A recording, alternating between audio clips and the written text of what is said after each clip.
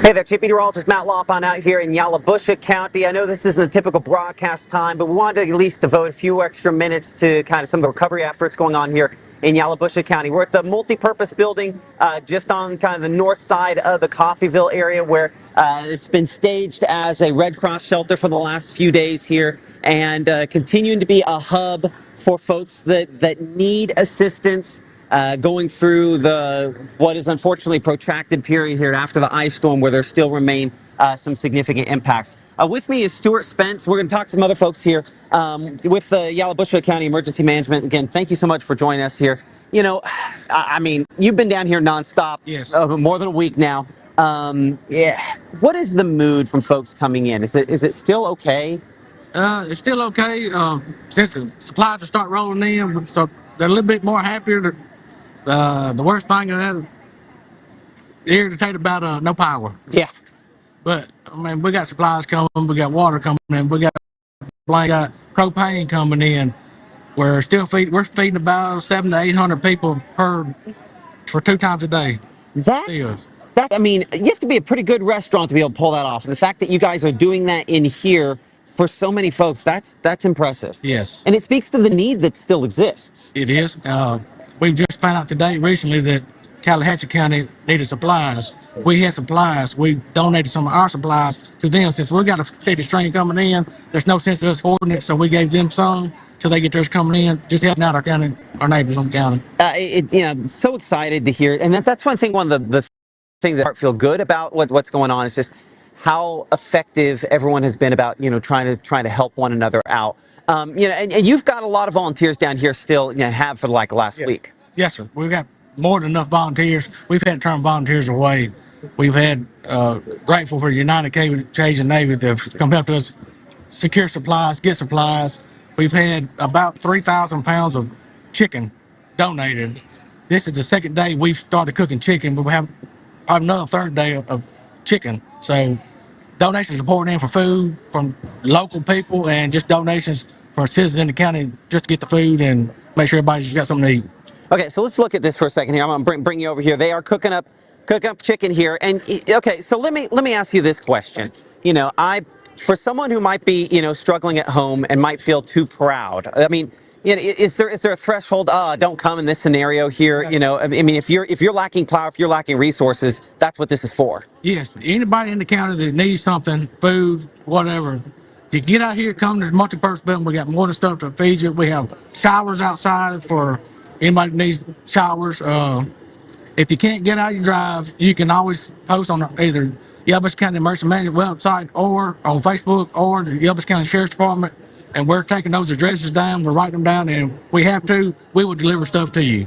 It did seem like most of the roads that I drove, and I did not drive every road in this county, not even kind of, but they were passable at this point. I think that's a fair way to describe most roads. Just about all roads in the county are at least one trail, one car passable. For far as trees. Now, what trees are still in the roads, most of them have power lines in them, so until the power company gets the trees out of the lines, we're not touching those. But other than that, probably want to move into next week, start actually getting more debris off the roads. It's just so hard to do. Are you past the triage phase of this, for lack of a better way to put it, where you're just trying to put Band-Aids on things to make it at least livable? Yes, we've got all water associations in the county. They either have shore power or generator power. So if you don't have water in your county, give them time. They got to build the pressure back up to get the water back to your houses. But every water association in the county has power for the water pumps. That's great to hear, because again, for the first few days that was a struggle, not just here, but that was a struggle absolutely everywhere, to get those and get generators and everything for them as well. Okay, so you referenced the fact that you have had a lot of different stakeholders come into play to try to help out. This is an effort, though, that is going to, I mean, there's the supply chains in place to do this for probably weeks still ahead. Is that fair to say? I'll be expecting at least another week, possibly 2 weeks of supplies coming in to give out to the people in the cities in the county. So, I mean, the expectation is that, we talked last week, and I've quoted it off air to a bunch of folks, that you were still thinking even as of last Friday, you could be dealing with at least 2, maybe 3 weeks for some very outlying areas on power outages. Do you think that still seems like a reasonable timeline based on that point, so from this point, it'd be somewhere around another 2 weeks or so for some spots. That is a good possibility. I think as far as out of, I think it's 8,000 people that's on Tallahatchie Valley. Out of those 8,000, almost a third to close, no, 50% of the county really has no power still. Man. And we're in what, a week in it? Yeah. So Well, I mean, I started falling Friday night. Yeah. I mean, we're 10, 11 days into it. It's incredible that this has been rough. So when people come in here, and this location also is a Red Cross shelter for folks that for one reason or another are not able to stay at their home at this point in time, whether it's just trees that have fallen into it. Have you had a lot of folks utilizing that? Here in Caulfield, we've had about 5 or 6 on average. Oakland, we have another shelter open in Oakland at the Senior Citizen Center. They're average about 15 to 20 people a night. That's a lot. Yes, it is. Oakland's population is about maybe 400. So, given that many people, yes, that's a lot. That really is. I mean, that's a very significant amount. Wow. So, based on kind of what you have heard, where are some of the hardest hit areas? Because I think everyone feels like your power's out. You feel like you're in one of the hardest hit areas, but you have had lots of reports back. Where have you kind of heard that is the case? The most devastated part in this county would be Oakland, Mississippi.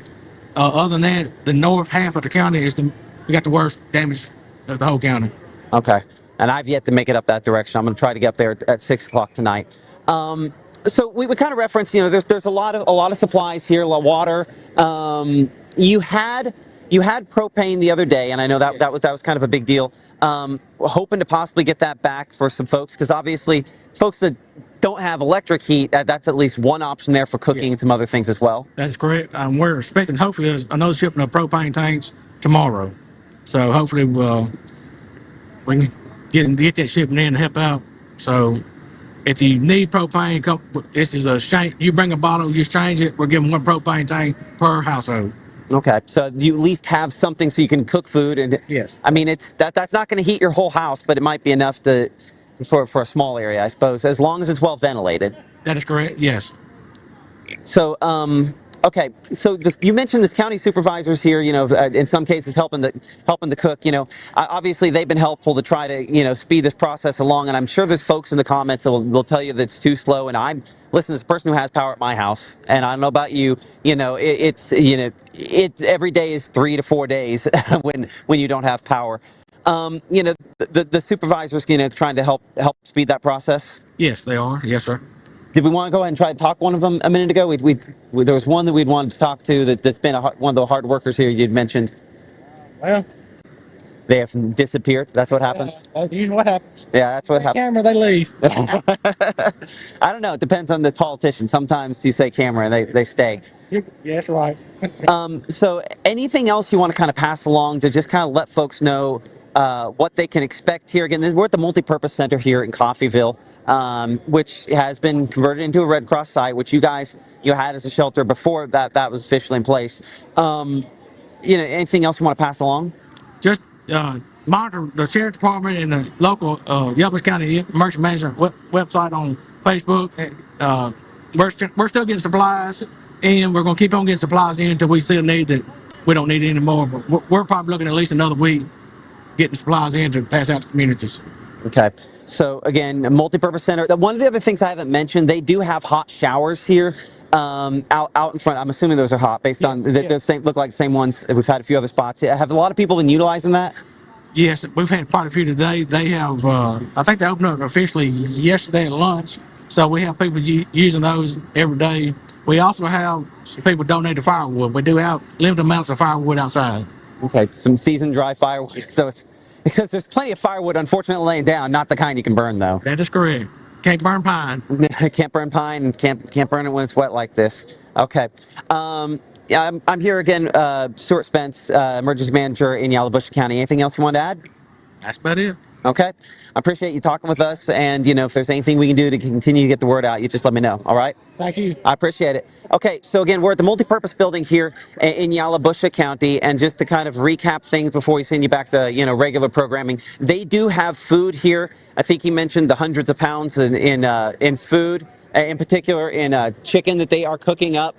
So if you are in need of not just a meal, but but a warm cooked meal here in Yalobusha County, they do have that for you. They've been feeding folks like that, and we expect that they'll be doing that for the next few days here. There are, obviously so many different layers that go into a disaster like this. One of those, of course, being the immediate power needs, which obviously is a huge factor with still a large portion here in Yalobusha County without power. But also, again, so many folks, and I know I'm talking, preaching to the choir for folks that live this, do live paycheck to paycheck.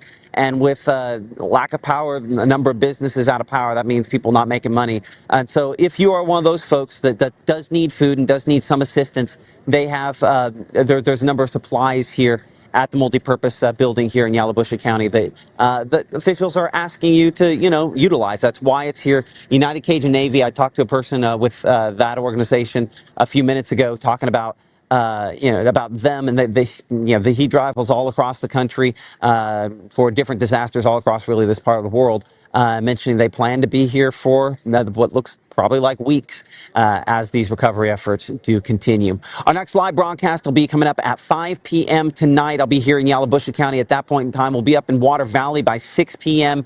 talking to the folks up there in Water Valley about the recovery efforts that they are seeing in that city there. You can, of course, check us out there. And live on the app here in the Room Durham Weather Center, our meteorologist Gabe Maynor will be tracking the very latest on what is another cold night, some foggy conditions out there as we have helped work to melt some of the leftover sleet and ice and stuff. I did not see much of that here in Yalobusha County. Obviously, though, I still did see a lot of other trees down, things of that nature as well. But reporting live here from Yalobusha County, I'm Chief Meteorologist Matt Lawpon. We'll go ahead and send you back here to the regular 24-hour channel. And coming up at 5 o'clock, we'll have at least another update here from the multipurpose building in the Coffeyville area in Yalobusha County and your full forecast. We'll see you then.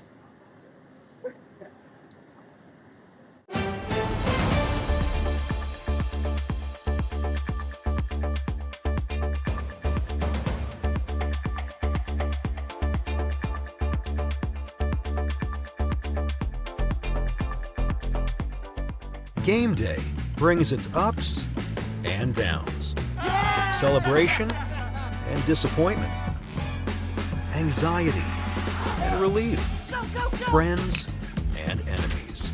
You can always argue over who should have won, but everyone can agree on great food. Appetizers, entrees, drinks, party platters, or even the taste of sweet victory. There's something for every season at Eat With Us restaurants.